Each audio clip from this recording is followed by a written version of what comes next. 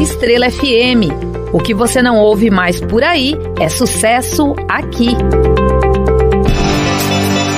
A Estrela FM está apresentando Rádio News. Rádio News. Rádio News. Entrevista. 11 horas, 1 minuto, hoje terça, 15 de julho. Oi, bom dia, seja bem-vindo, seja bem-vinda. Hoje vamos falar sobre o greening, a importância do controle fitossanitário na citricultura, um assunto sério, merece a atenção de todos os citricultores aqui da nossa região, da nossa cidade. Uma das doenças mais devastadoras da citricultura. Já começamos com uma prestação de serviços da Prefeitura de Jaguariúna. Os produtores de citros têm até hoje, 23 horas e 59 minutos de hoje, impreterivelmente, para entregar o relatório Cancro Greening referente ao primeiro semestre. A declaração deve ser feita através do sistema GEDAV, com dados das vistorias realizadas entre janeiro e junho. A medida é obrigatória para todos os produtores, independentemente de idade das plantas, e está prevista no Decreto Estadual número 45.211. O relatório ajuda na identificação da situação dos pomares e no controle das pragas que afetam a citricultura, como o greening e o cancro cítrico. Então agora, para falar mais sobre esse tema tão relevante, tirar as dúvidas do nosso produtor, você pode participar pelo WhatsApp 1938672849. Recebemos agora, ao vivo aqui em nosso estúdio, o agrônomo Ronan Machado Pereira. Ronan é gestor do curso de Engenharia Agronômica do Centro Universitário de Jaguariúna, Unifage, graduado pela Exalc USP, mestre em fitotecnia e especialista em gestão e manejo ambiental pela Universidade Federal de Lavras, UFLA. É também autor e revisor técnico de obras na área, como passagem pelo Kew Royal Botanic Garden em Londres. Professor Ronan, seja muito bem-vindo, viu? É um prazer conversar com o senhor aqui. É Ronan ou Rona? Perdão. Ronan. Ronan, então acertei. Muito bom dia, obrigado, viu, pela sua presença. Eu agradeço o Bruno e o pessoal aqui da Estrela FM pelo convite. Eu sou gestor do curso de Engenharia Agronômica da Unifage, como você mencionou, e aqui a gente está à disposição no que a gente puder auxiliar sobre um tema tão importante e relevante para o agronegócio nacional e principalmente regional nosso. Sim. Então, para a gente começar, professor, o que é o greening e por que ele representa uma ameaça tão séria para a nossa citricultura? Perfeito. O greening, na verdade, é uma doença, bacteriana. Ele afeta a citricultura mundial, Então, você tem a presença do greening na citricultura da Ásia, na África e principalmente aqui no Brasil. O Brasil como um principal exportador de sucos cítricos, Então, um problema, assim, muito sério para a nossa economia, Então, é por isso que muitos pontos, igual você citou aí no início, aí, a importância dos relatórios junto à Secretaria de Agricultura e Abastecimento do Estado de São Paulo, os produtores estarem sempre realmente mandando esses relatórios para ter um controle de forma mais eficiente, das vistorias e da presença da doença nos pomares. É até um raio-x, para que sejam verificados indícios de como a praga está agindo e as medidas aí mais de manejá-la, enfim, não é isso? Perfeito, isso mesmo, é um controle, Como é uma doença que você não tem um controle, você tem que ter uma prevenção, então isso é uma coisa que, só para a gente ver dados da Fundicitrus, ressalta que 22% dos pomares de citros das grandes regiões produtoras estão infectados com greening. E ele afeta drasticamente a produtividade e a qualidade dos frutos. Então você tem um dano muito grande, de um setor que emprega muita gente e que gera muita receita. Então a preocupação realmente é importante. Porque é toda uma cadeia econômica que é abastecida com essas plantações, com essas produções, são elos de uma corrente que não podem ser desintegrados, Sem dúvida, sem dúvida. Dá todo um problema social, inclusive, Sim. Quais são os principais sinais que podem indicar que uma planta está contaminada, professor? Então, vamos lá, na parte mais prática, Então, por isso que a gente estava falando das vistorias frequentes nos pomares de citros, né? Quando a gente fala citros, a gente não fala só da laranja, né? Da mexerica, mas todas a família dela, né? Todos desse gênero, citros, né? Então é um grupo grande, tanto entre os limões, as limáceas. Então, todas as espécies, todas as plantas, né, desde pequenas como plantas adultas, já na fase produtiva, que tiver um amarelecimento, que a gente fala não simétrico das folhas, certo? Uma má formação dos frutos, um amadurecimento desse fruto de forma irregular, pontas de ramos secos, aí já gera uma atenção para a gente fazer uma verificação de forma mais laboratorial sobre a presença dessa bactéria, né, nas plantas de citros.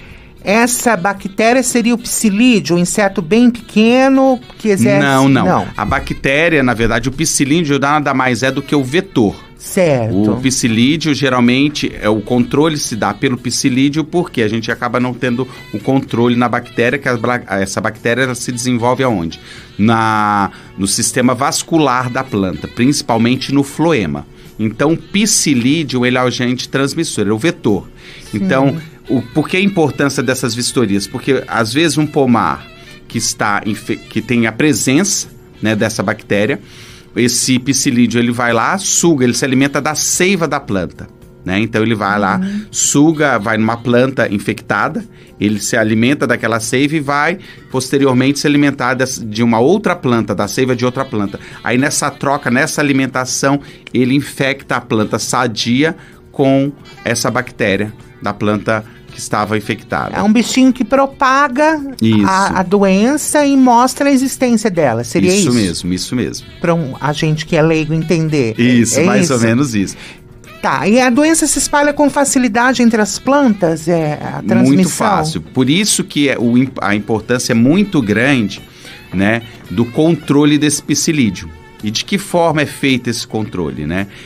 O psilídeo é um inseto muito pequeno, né? Então você tem que detectar a presença dele nos pomares. Mas ele é visível, olho nu. Ele é visível. Então por isso que é importante até o uso de armadilhas, né? Armadilhas onde você consiga visualizar, né? São geralmente placas com adesivas de coloração amarela que você coloca aproximadamente 1,5 metro do solo, para que esse inseto geralmente fique preso nela e você consiga detectar que nesse pomar você tem a presença do psilídeo. A partir daí você faz o quê? Um controle, né, desse inseto, porque assim você impede com que realmente a presença dele, ele aumente a população e acabe infectando mais plantas. Então, assim, existe tratamento ou cura para o greening ou não? Não, você tem um controle, certo? Você tem que controlar e evitar que as suas áreas sejam infectadas pela planta. Você não tem, assim, um bactericida que você vai aplicar numa planta e vai controlar ele, não. Então, a única forma realmente é a erradicação da planta infectada. Mas uma vez infectada não tem mais jeito, então? Não tem mais jeito. Você tem que evitar que as plantas sadias sejam infectadas com essa bactéria. Em caso de planta contaminada, é recomendado o arranquio da planta ou não? Sim, um arranquio é fundamental.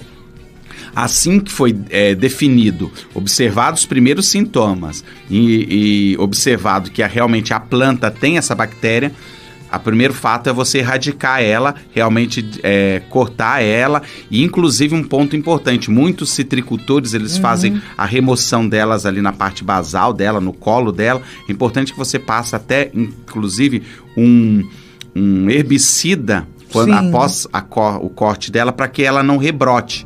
Porque se essa planta rebrotar, ela vai vir também com a bactéria, porque ela está no câmbio vascular da planta, no sistema vascular. Quais outras medidas práticas o senhor recomendaria ao produtor para que ele adote no dia a dia para proteger o pomar, prevenir, né, que a doença possa vir a se acometer? A prevenção, né, eu acho que é o fator principal. Então, como a gente estava falando do relatório aí que tem que ser entregue hoje, as vistorias periódicas, né, você verificar se realmente você tem plantas infectadas, observando o que? Os sintomas que eu mencionei anteriormente. Também a presença do psilídeo. Assim que o psilídeo está presente, você ter o quê? O controle dele, para ele evitar que a planta infectada também transmita para outras plantas sadias. Um outro ponto importante são as políticas públicas em relação ao uso de espécies que podem vir a ser hospedeiras, né, do próprio psilídeo, como a gente pode citar o exemplo aqui da murta, Murraia exótica, que é uma espécie muito utilizada na arborização urbana, que acaba sendo fonte de propagação do psilídeo. Sim. Agora, só para a gente entender a dinâmica desse relatório, o senhor já explicou a importância para que sejam visualizados os problemas, para que seja feito um raio-x, né, digamos assim, até para que políticas públicas possam ser geradas, né? Mas a dinâmica desse documento, como que acontece? O produtor entrega e daí o que acontece com esse documento? O que é feito? Quem fica em posse dele? Quais são as medidas que são tomadas? Na verdade, são expedições periódicas que acontecem no primeiro semestre em todas as propriedades, desde propriedades, não importa o número de plantas que esse proprietário tenha. Se são mudas novas, mudas adultas, mudas em fase de produção, né? Você tem que fazer esses relatórios de forma mensal. Não esperar simplesmente a entrega dele, mas qualquer sintoma, qualquer planta detectada tem que ser informada à Secretaria da Agricultura e de Abastecimento do Estado de São Paulo, para que realmente medidas sejam tomadas, alertas sejam emitidos, né, para que os produtores... Por isso que é uma ação em conjunta, não é uma coisa de um único produtor. Que ações sejam tomadas com o objetivo do quê? Reduzir cada vez mais a incidência dessa doença tão severa para a citricultura. Até porque é um problema fitossanitário também, Sim. né? Porque existe a propagação, né? De maneira indiscriminada. De repente, uma produção, uma propriedade está contaminada e pode alastrar para outra também, Sim, não pode? sem dúvida. Um outro ponto importante que a gente às vezes via muito no passado, há 30 anos atrás, a presença de muitas árvores de citros em pomares residenciais. Todo mundo tinha sua laranja, seu citro. Agora é uma coisa que você não vê mais com frequência. Por quê? É proibida a comercialização de mudas, né, de citros, para pessoas que não são produtores realmente profissionais, né? Você não tem como você ter um pomar amador de citros, porque a pessoa acaba não tendo um controle.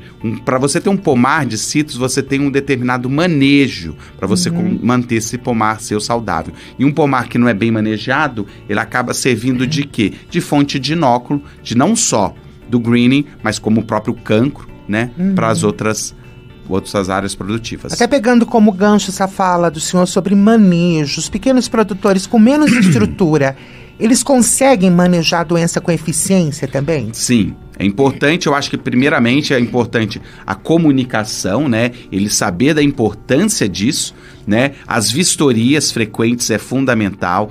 E ele acessar, ele comunicar sempre com a CAT, que é a Coordenadoria de Assistência Técnica Integrada, mesmo as secretarias da Agricultura, ele ter contato com isso e informar da presença. Sempre esse é um objetivo muito importante, sabe? A partir que foi detectado a doença na sua área produtiva, realmente ações têm que ser tomadas.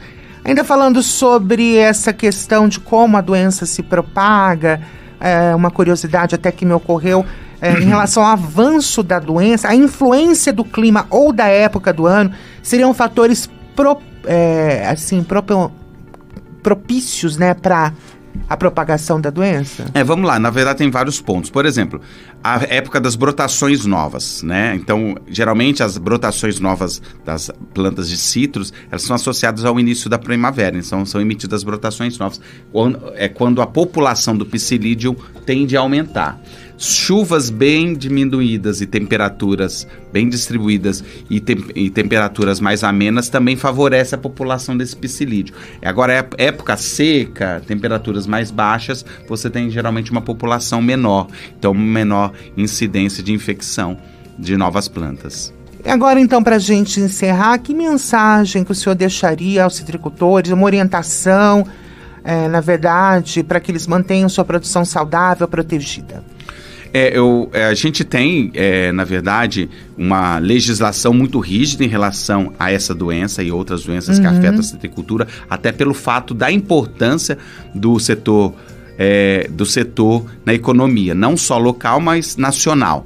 Então é importante que realmente todas essas exigências, né, emitidas pela Secretaria sejam cumpridas, essas vistorias sejam montadas. É importante que o produtor realmente vá para o campo, visualize de forma constante a qualquer sinal de algum sintoma, realmente observe, leve até para um laboratório para detectar se realmente a sua planta apresenta esse sintoma, porque os sintomas são bem claros, não é nada complexo, certo? De identificar, qualquer um é capaz de identificar. E a presença do psilídeo, controle dele com inseticida.